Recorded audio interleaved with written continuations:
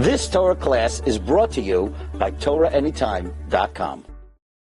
Okay, Parshas Chukas. The topic tonight is going to be a very interesting topic, and that is the utilization of scientific data obtained through immoral means. So we have a little bit of a different type of topic this evening.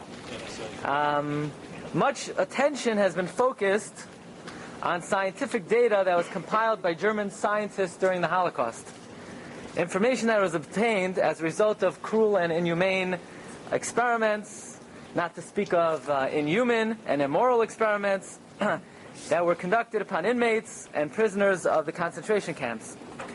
Some time ago, the EPA, the Environmental Protection Agency, they were attempting to perfect an antidote to the phosgene poison gas. Okay, so they're trying to create an antidote to this poison gas, and they realized that actually the best source for an antidote to this gas was information gleaned by the Germans as a result of experiments that the Germans tried to use on their inmates.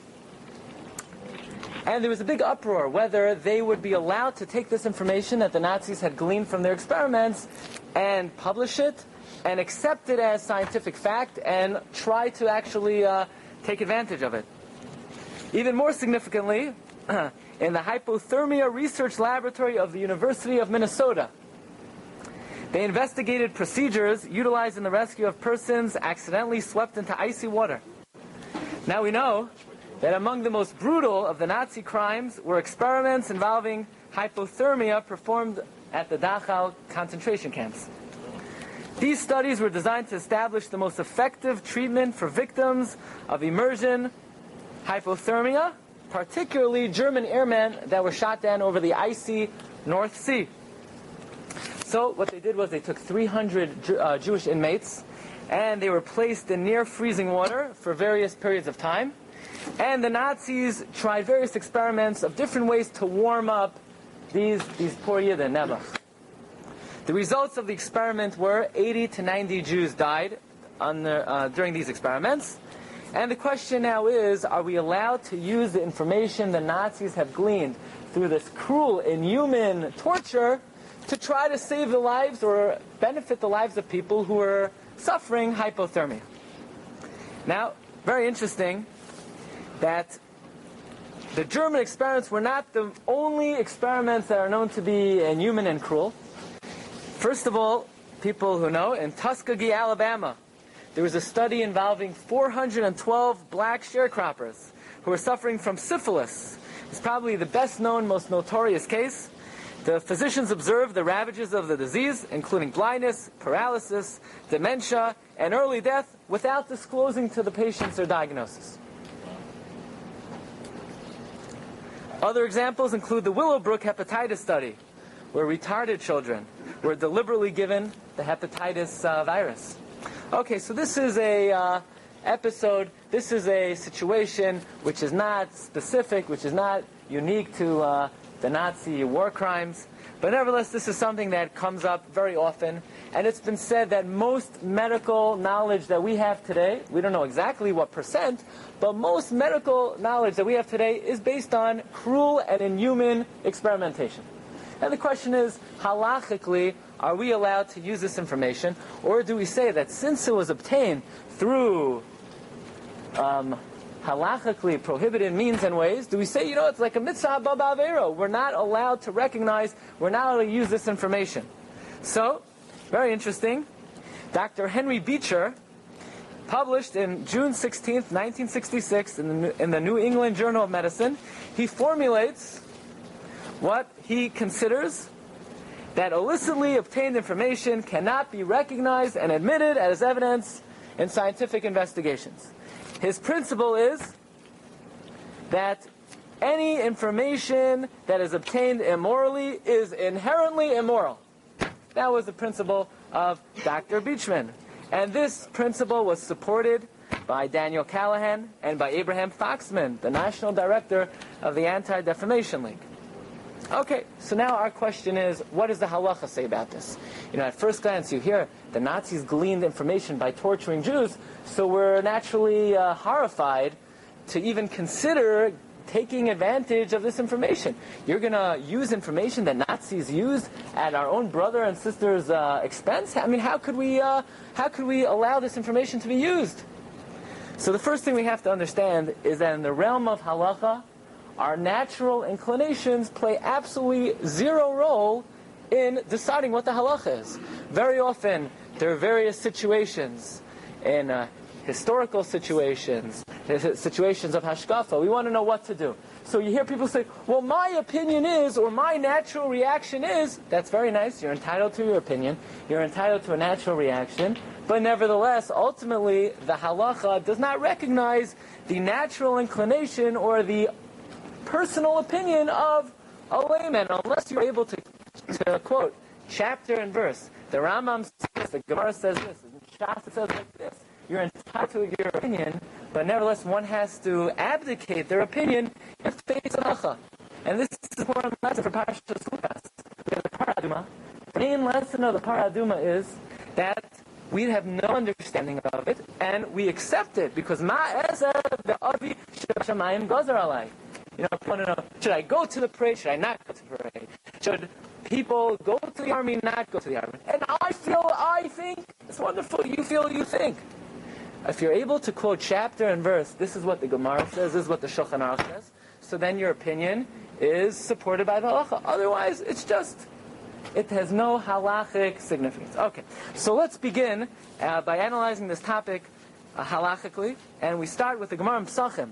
The Gemara Pesachim says like this, and this is one of the main arguments that is marshaled to try to explain why maybe it's perhaps not appropriate to use this information in helping people. And that is, the Gemara says like this, Kiyasa Ravin, Amar Rav Yochanan, Bachol Misrapin Chutz Me'avodah Zara, V'gilui Arayos U'shvichas Dam.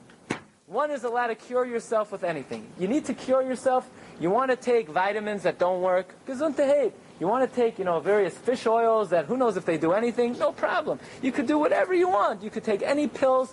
You think it costs more money, it works better. Yeah, whatever you need to do to cure yourself, you're allowed to do. However, there are three things you're not allowed to use to cure yourself. Avodah Zarah, idolatry. In other words, if the only way to cure yourself is to, you have an image of the Buddha and you need to bow down to the Buddha in order to get cured, you cannot do that to cure yourself. Gili Arayo, someone claims that the only way they're going to be cured is if they gaze at an immodestly clad woman. So you say, well, it's only a lav in the Torah to gaze at an immodestly clad woman, so I don't have to give up my life, and that's the only way I'm going to live. No, it's called abazrai da arayos. It's actually considered the dust of gilui arayos, and one would have to give up their life, even if that's the only way to save yourself. Or shvichas damim. If somebody would have to kill someone else to cure themselves, let's say they had some kind of uncontrollable desire to kill, and that would be the only way to save their own life, they would not be allowed to do so. Okay, so if that's the case, perhaps we could make the case that to get information, to use information that the Nazis gleaned through bloodshed and through murder, that is considered a violation of the Gemara that says that we're not allowed to cure yourself through bloodshed, right? If the Nazis figured out how to cure someone, how to help someone through hypothermia by killing Jews, so the Gemara says you're not allowed to cure yourself through shvichos damim, through bloodshed. And in fact, this would explain the Gemara in Pesachim. The Gemara tells us about a king by the name of Chizkiyahu HaMelech. Chizkiyahu HaMelech, in his career, he did 6 major things. 3 of the things the Chachamim gave him a haskama on, they gave him an endorsement. 3 of the things he did, the Chachamim did not give him an endorsement. What are the things that he did? Says the Gemara in Pesachim, Daf Nun Vav Amud Aleph. The Gemara says that his father was a Rasha. His father Achaz was a Rasha. Chizkiyahu took the bones of his father Achaz, dragged them through the street. The Chachamim said, good job, kudos to you, 2 thumbs up. The Chachamim gave him a haskama on it. And then we read in this week's Parsha how the Jews were bitten by the snakes. Right? They're bitten by the snakes until Moshe Rabbeinu constructs Nechash HaNechoshes, the copper snake. And ultimately Chizkiyahu HaMelech took the snake of Moshe Rabbeinu and he destroyed it, he crushed it, and the Chachamim said, good going. And finally, Chizkiyahu HaMelech hid what we call Sefer Refuos, the book of healing. There was a book. We don't know exactly who wrote it, the Rambam says. and you open up the book, it says if you have a headache, eat this piece of grass. You have an ingrown toenail, do this and this and this. You have the flu, do that. And in this book, you can look up any disease, any illness, any sickness. It tells you exactly what to do. And Chizkiyahu HaMelech took this book, and he hid the book. Asked the Rambam, what in the world is he doing? Why would he hide the book of Refuos? Here, they're Jews who are sick. They have headaches. They have colds. They have ingrown toenails. And if only they could open up the book, the Sefer Refuos, and cure themselves, why would Chizkiyahu HaMelech hide the book? This is a very important work. This is a very important piece of literature. And the Rambam is forced to say something which many Achronim struggle to understand. And that is Chizkiyahu HaMelech hid the book because many of the practices in the book involved forbidden practices. It would say to draw a certain image and to focus on the image and to acknowledge that the image has certain powers. And therefore, the Rambam says, since this was a forbidden form of activity, Chizkiyahu HaMelech took the book and he hid the book. So the Rambam asks, so why did whoever wrote it, why did he write it in the first place?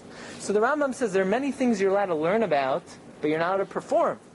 For instance, the Sanhedrin had to know sorcery. Right? Otherwise, how would they put a sorcerer to death?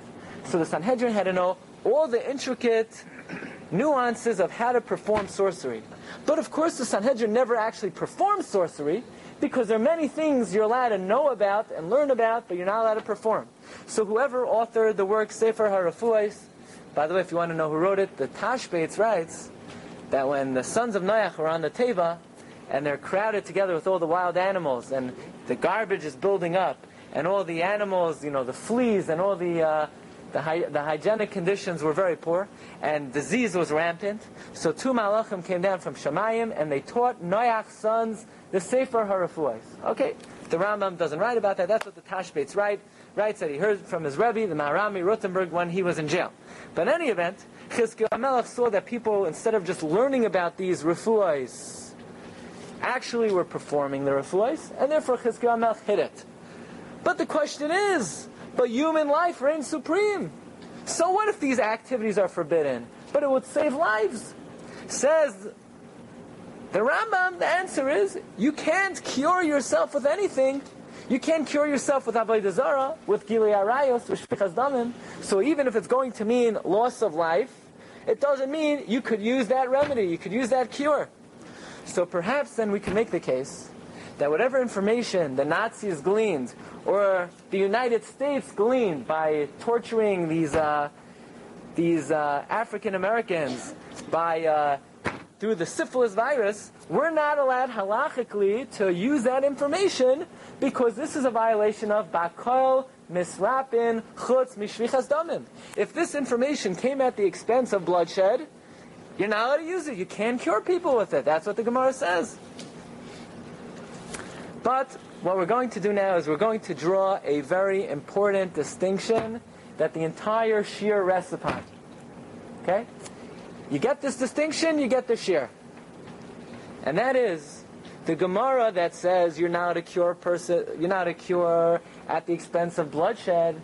That means you're not allowed to kill someone in order to heal yourself or to heal someone else. That means like this. If the medicine that you're using, if the remedy that you're using means you're going to be killing somebody, you can't use that medicine, you can't use that remedy. Like organ transplantation. What about the mice, the white mice in the laboratory? White mice are not people. God gave animals for our use. If the animal is not being used for us, it's suffering. An animal that's sitting there in its cage, and a human being could use it, and the liberals would like to say, no, don't take the animal, you're going to hurt the animal. The animal is suffering in its cage. It has the greatest pleasure you could give an animal is to use it for the purpose of mankind. That's why God created it. But we're not talking about animals here. We're talking about human beings. If saving someone's life means killing somebody else, you're not allowed to do it. But in the situation that we're dealing with, where the Nazis gleaned information unethically, or the Americans gleaned information unethically, they did what they did. It's ipso facto. It's finished. The information has already been gleaned. Now what? You're going to ignore it?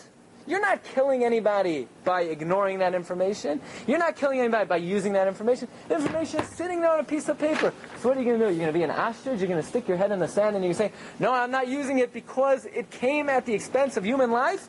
That already happened in the past. If using a medicinal element, a remedy, means killing someone, so you can't kill someone to cure yourself. But using this information is not killing anyone. Someone has already been killed in the past, unfortunately. Now you want to know, is this information permitted? So what the Rambam tells us that Chizkiyahu hid, the Sefer HaRefuos, has no bearing whatsoever on this issue.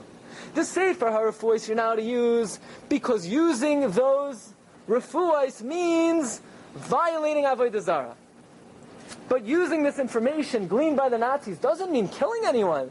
The Nazis did what they did Nebuch 50, 60 years ago. Now the information is sitting here. So what the Rambam says has really no bearing on this issue. Okay. Perhaps we could extrapolate from another case, and that is someone once came to Rav Yaakov Emden, and he asked Rav Yaakov Emden the following question. This is brought in the Shelas Yavitz, Chelek Beis, Siman Kuf Nun Ches. There was a court. It was a non-Jewish court, and the court used to carry out capital punishment, and they used to use a very big sword. A big sword. And this guy, right, he wanted to buy this sword, right? Jews like to buy swords. And he went over to the court. He said, I'll buy the sword off you for $1 million. They said, fine. He takes the sword, and he goes to Main Street. And he sees on Main Street that the guy who checks for sharpness, he also sharpens knives. Why? I have no idea. So he goes to Main Street, and he says, you mind sharpening this knife? I need it to shecht behemoths.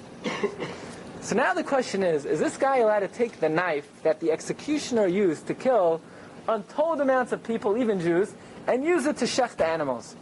So the person came to Rav Yaakov Emden, and like most people ask a rabbi a question, Rabbi, I have a question, and I would like to answer, right? So the man offered the following answer to Rav Yaakov Emden. That no, you can use this, I can use the sword. Why? Because there's a rule that we learned from this week's Parsha. And that is, it says, look at number 8. It says, V'choil asher yiga al pnei asada bachal el cherev. Anything that touches the face of the field, where there is someone slain by the sword. So the Gemara in Masechta Shabbos picks up on this lashon, chalal cherev, slain by the sword. The Gemara darshans, chalal harehu, cherev harehu kachalal.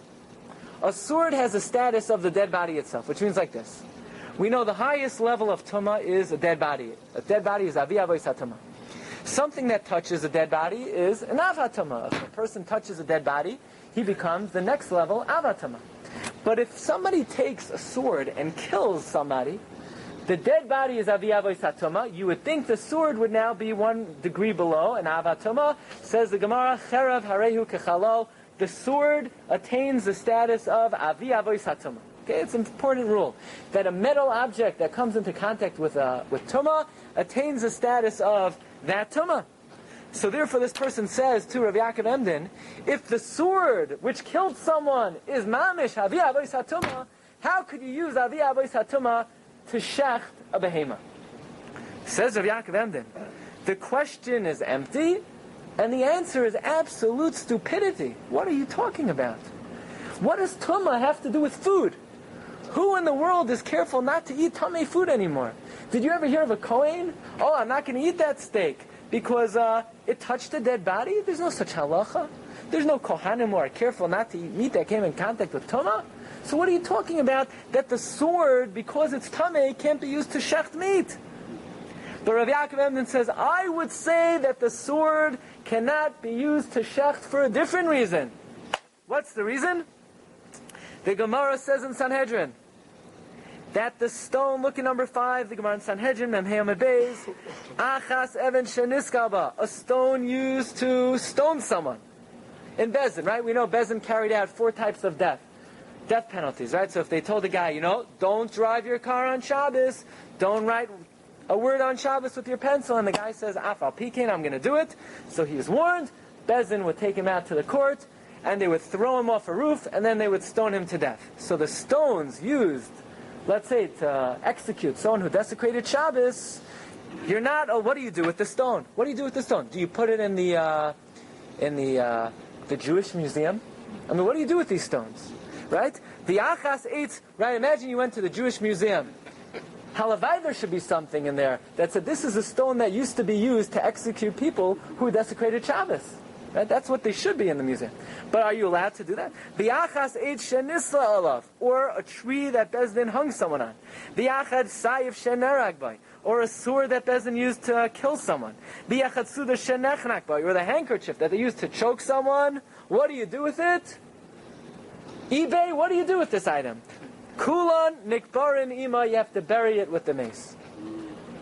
Now the question is why? Why would you have to bury the item used to execute someone? By the way, the Sefer Hasidim writes the exact same thing.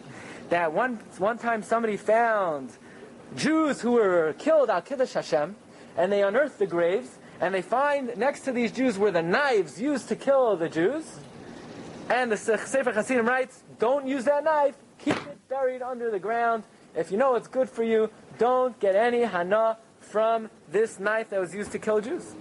Says Rabbi Yaakov Emden, why do you have to bury the item that Bezdin used to execute someone?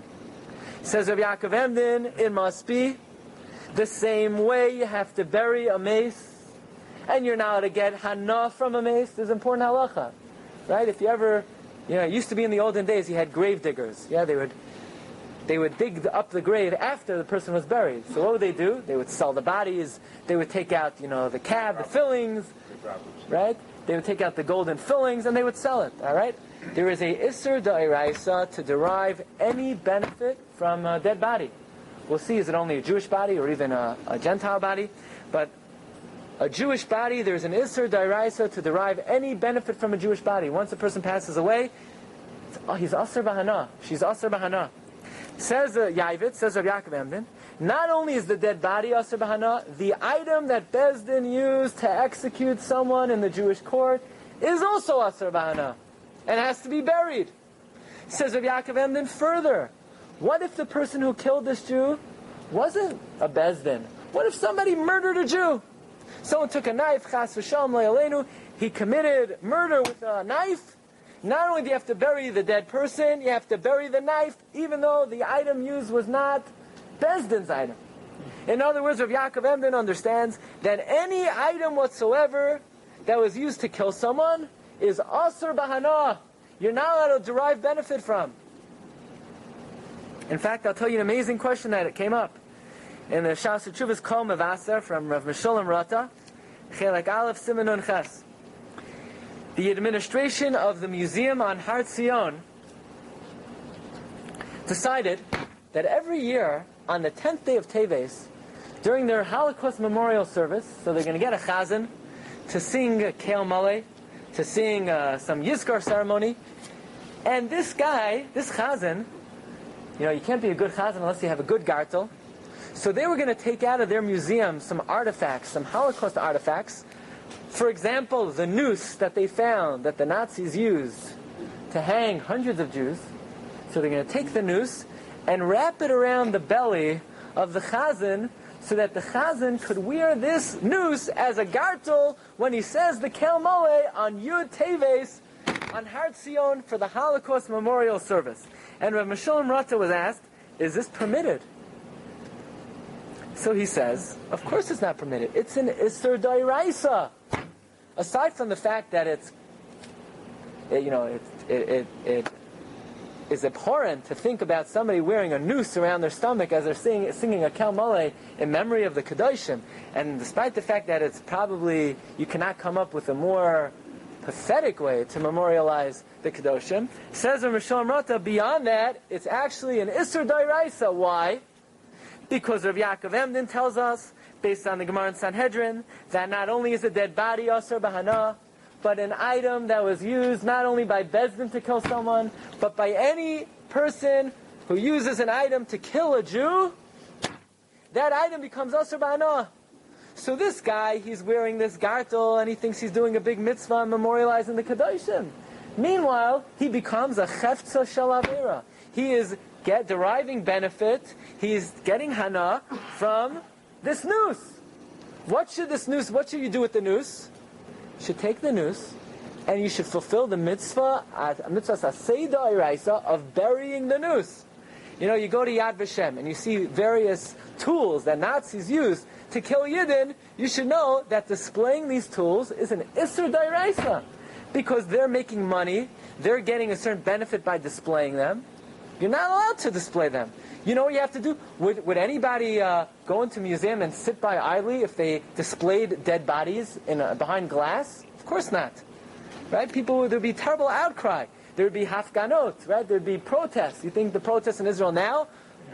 Just imagine if there would be dead bodies behind glass cases. Says Rav Mishon wrote, it's the same thing to display a noose or any item the Nazis used to kill Jews. It comes from the same pasuk in the Chumash.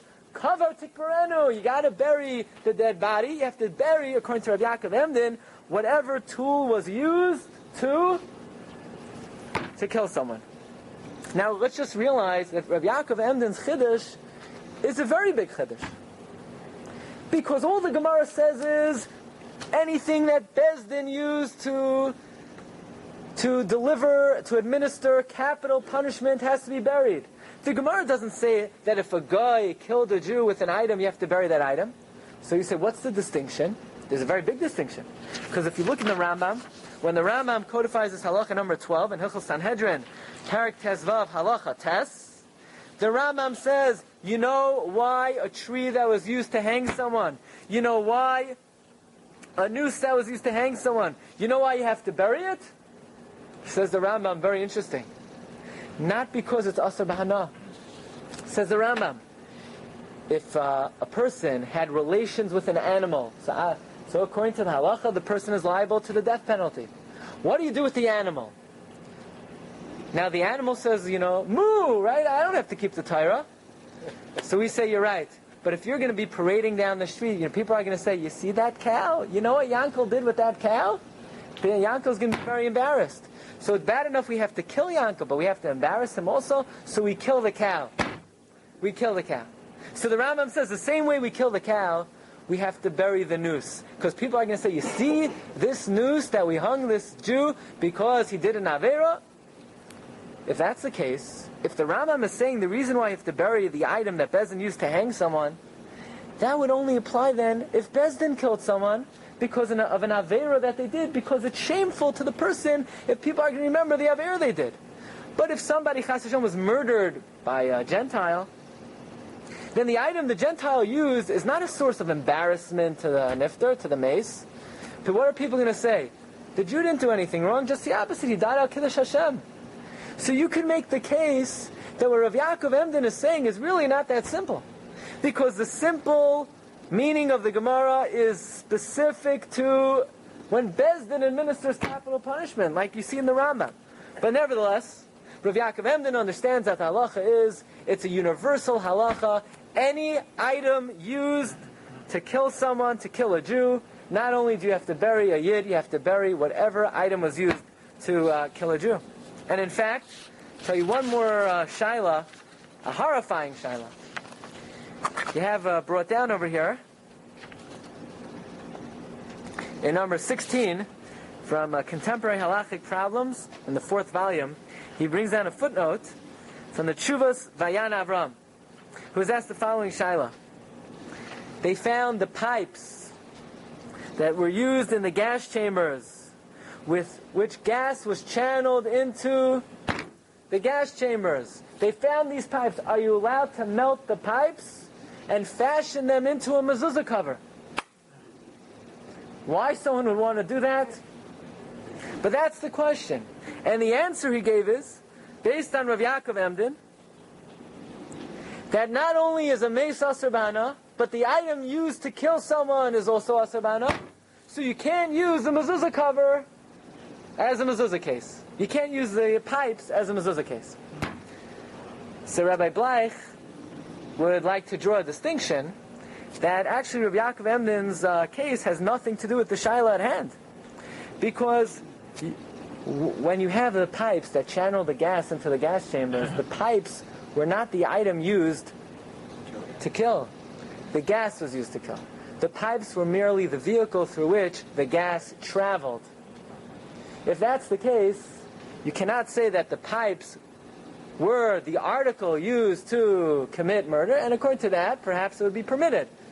I think that you could make the argument against this logic, and that is that if gas is traveling through a pipe, and without the pipe, the gas would just diffuse into the air, and would not be an item that could kill, and the pipe is sort of directing the gas, I think you can make a very strong case that the pipe actually becomes the weapon of destruction.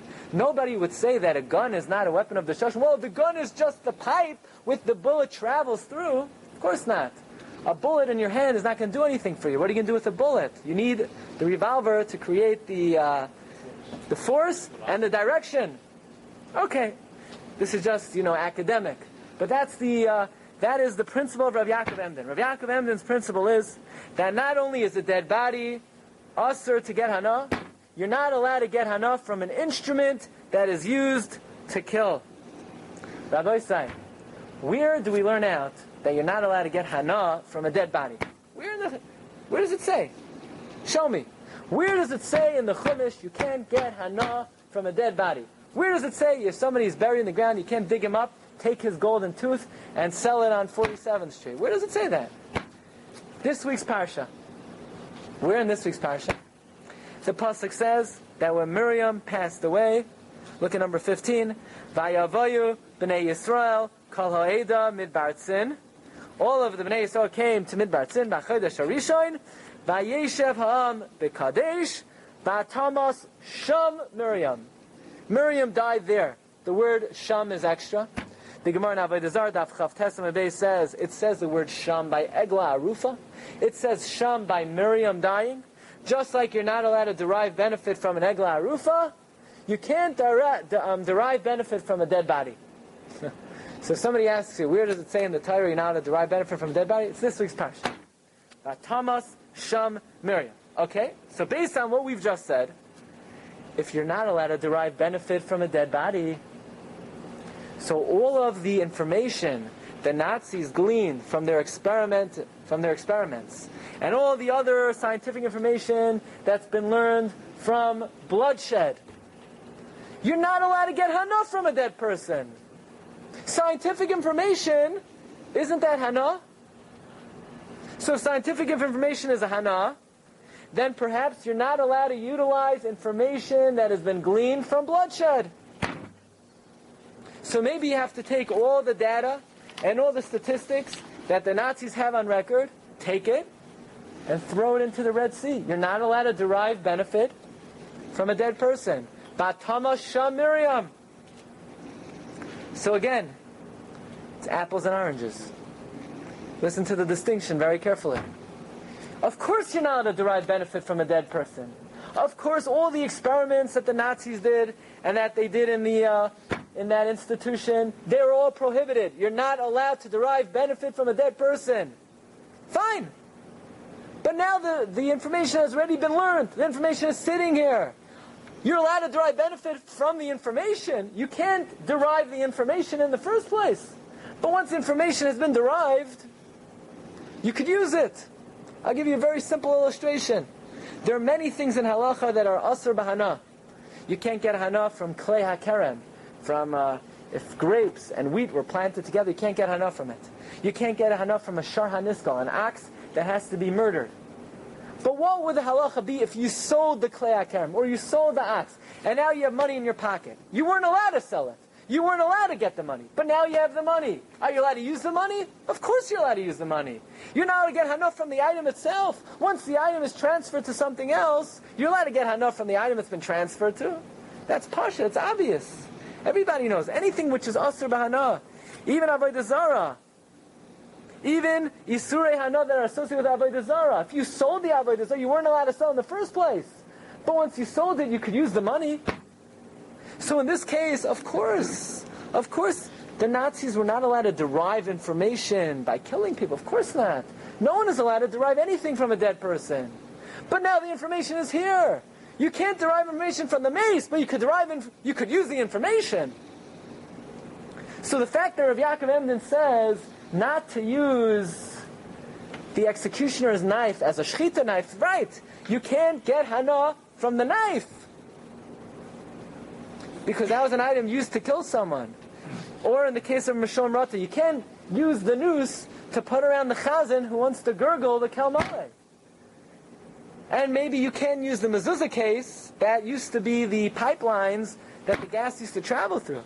But now that the information has been derived, you could use the information. Let's advance one final possible argument. And that is a medical student in medical school. So how do they learn how the anatomy of the human body? Cadavers, right? So they have a mess, they have a cadaver on the table, they dissect the body, they learn the different body parts, they learn how to cut. That's how they learn. Is that considered getting hana from a mess? Is studying the anatomy of a dead body on the table, is that considered getting hana from a mace? No, because you didn't kill him. No, he's already dead. Yeah. Says the Chassam Sofer, you cannot study a cadaver. What is it? Is it an Isser D'Rabbanan? No, it's an Isser D'Oraisa. It's a biblical prohibition to look at a dead body, says the Chassam Sofer.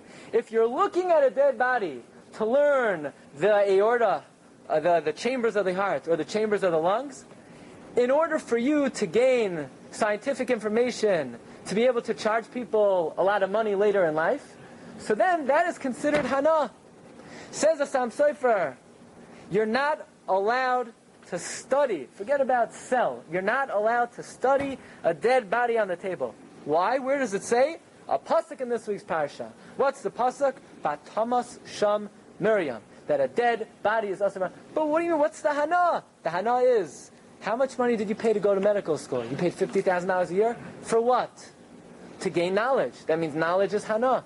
You're not allowed. So you'll ask, so how does a Jewish person go to medical school? So the Chassam Sofer is bothered by this question.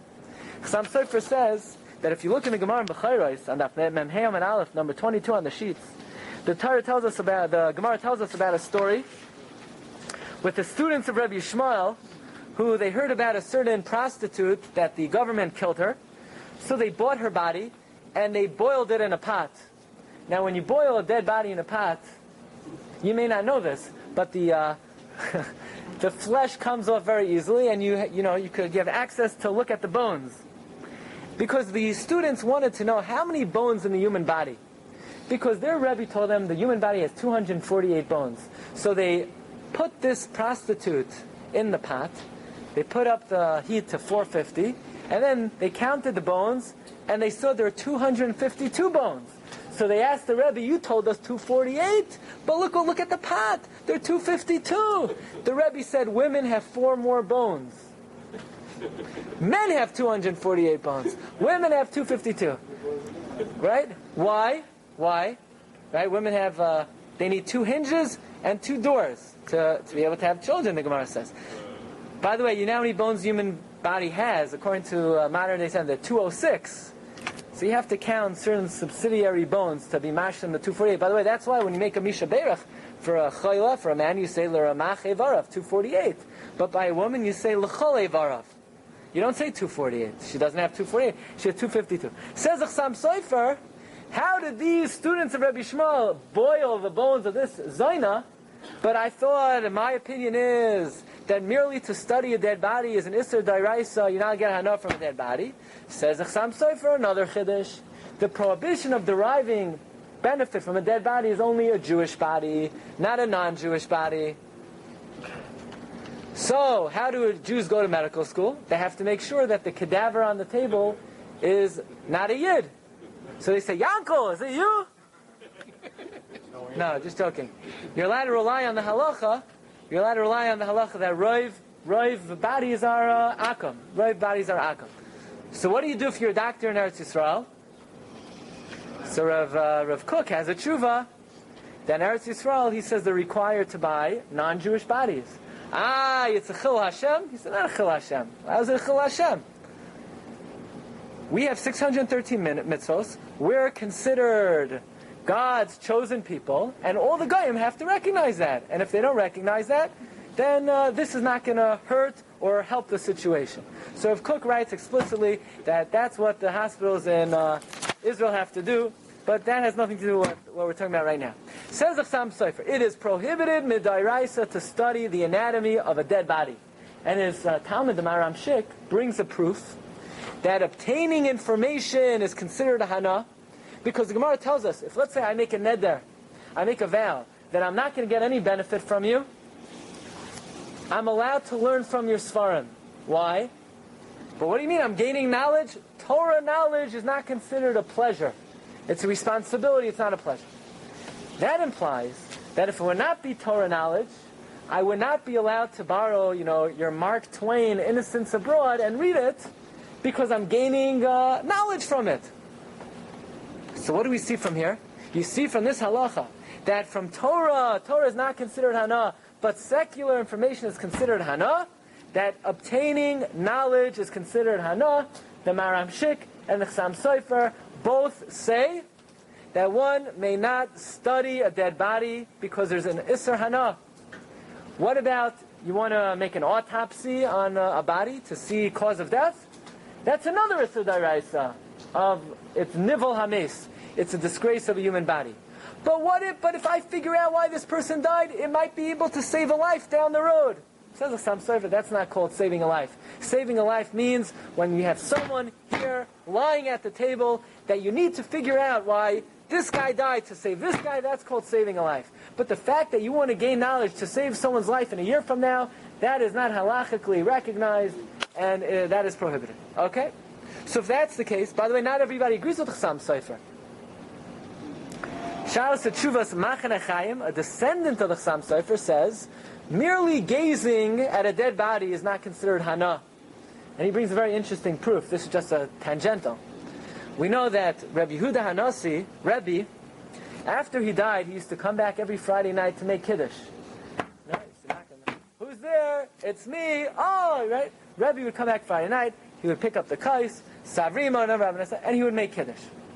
So ask the Machane Chaim, what's his wife doing? His wife is wearing a paper bag over her head and not looking at him? Of course not. She's looking at him, but he's dead. And she's deriving benefit by looking at her dead husband. So you see from there that gazing at a dead person in order to derive benefit, that is not considered halachic benefit.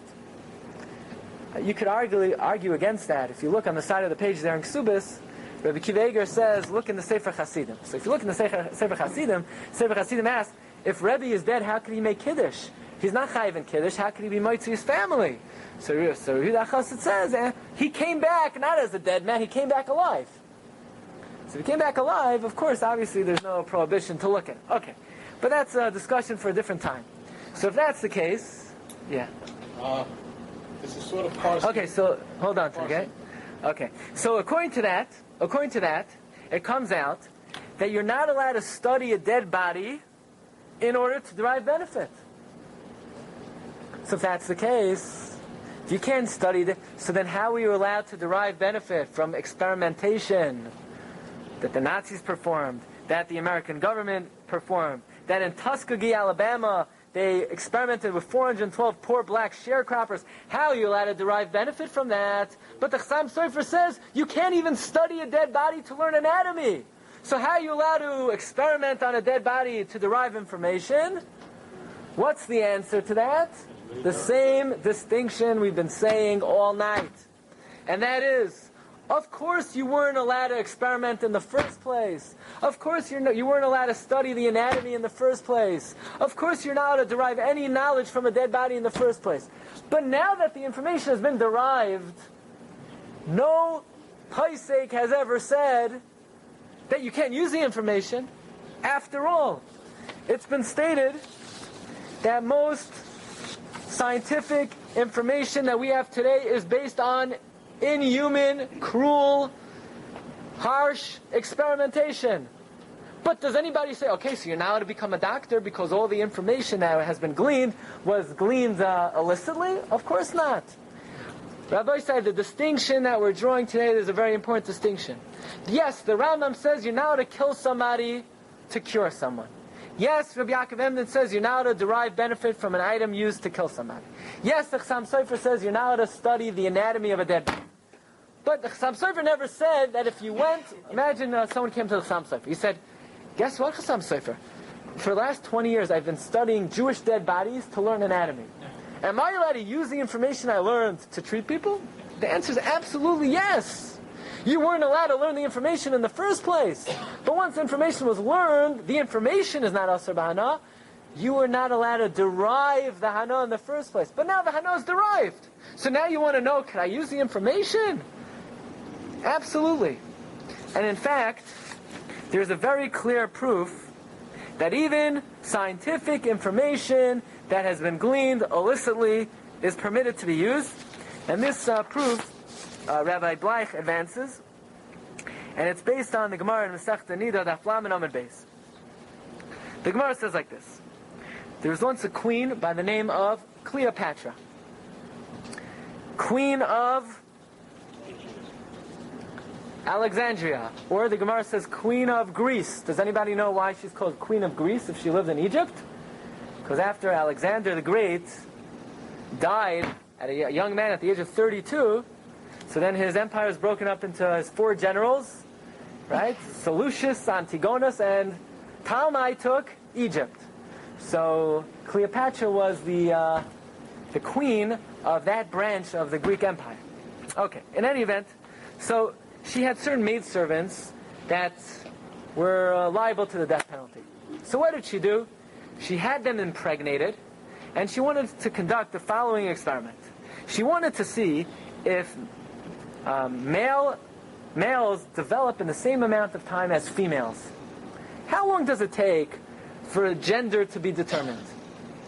Right? Halacha l'maisa, we say it takes 40 days for a male's gender to be determined, 40 days for a female's gender to be determined. That's why we say that before the first 40 days, right?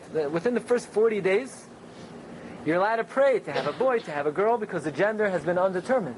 Once 40 days pass, the Gemara says in Brachos, it's a tefillah shav, because the gender has already been determined. But there was a Tanaitic opinion that actually a male takes 40 days to form. Women are more complex, they take 80 days. That was an opinion of one of the Tanan. So Cleopatra performed the following experiment. She impregnated a bunch of maidservants that were liable to the death penalty anyway.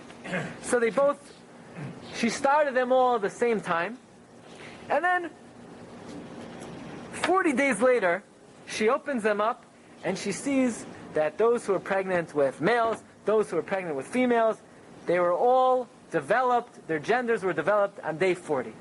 So from there, Cleopatra concluded that both male and females develop after 40 days. So the Gemara asks, how is that experiment valid? Maybe really it takes 80 days for a female to develop.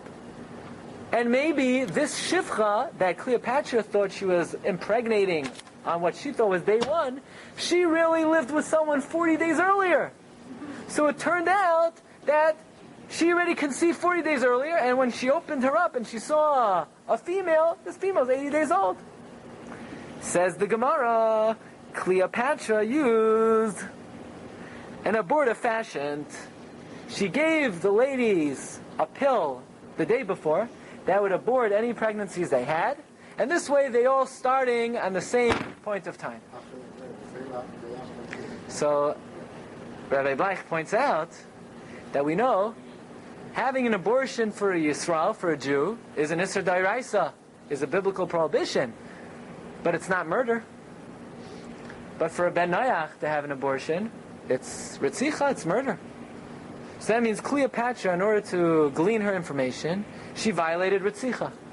So how could the Chachamim rely on her results, but these results came about through bloodshed? How were they allowed? They should have taken the results, buried it in the ground, together with the noose and the chazin's gartel and all the other items we discussed tonight. How were they allowed to rely on this information? The answer is, of course Cleopatra was not allowed to perform these experiments, and we wouldn't have been allowed to. But once the experiment has been performed, you're not allowed to get hana from a mace, but once the information is here in the world, you're allowed to use the information.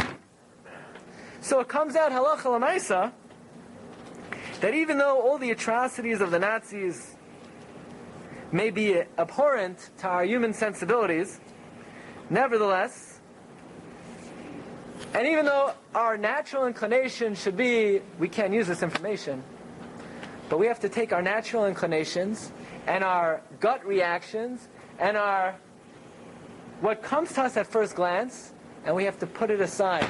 And we have to say, what does the halacha say? And the halacha says that information that has been gleaned illicitly, unethically, immorally, and it was not allowed to be gleaned, but it's sitting here. And you have someone's life to save. So actually the halacha says you're required to use the information to save someone's life. But it doesn't feel good to me, and I'm appalled by such a thing. That's wonderful. Write a poem about how much it appalls you. But now we want to know what to do. And knowing what to do is not dependent on your feelings. It's dependent on Ma Gazar Avinu Shabasham. What does Hashem say? So Hashem says that you can't study a dead body only if it's of an achri. You can't derive benefit from an item used to kill someone. But this information has already been gleaned. So as much as it rubs against our human sensibilities and our inclinations, we have to transcend our inclinations to do the Ratzon of Hashem. And that is the main limud of this week's Parsha.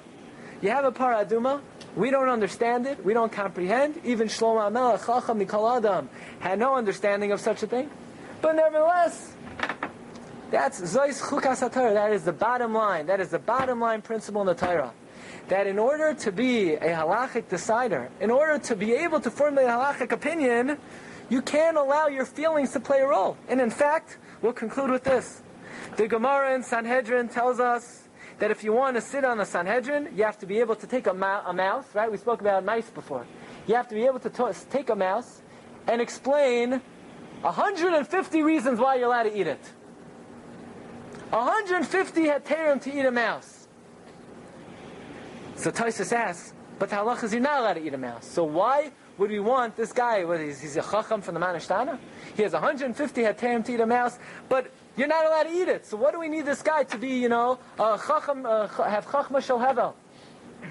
So the Tar Tamima answers in his Sefer Tosfos Bracha. In order to be a dayan, you know what you have to recognize and understand?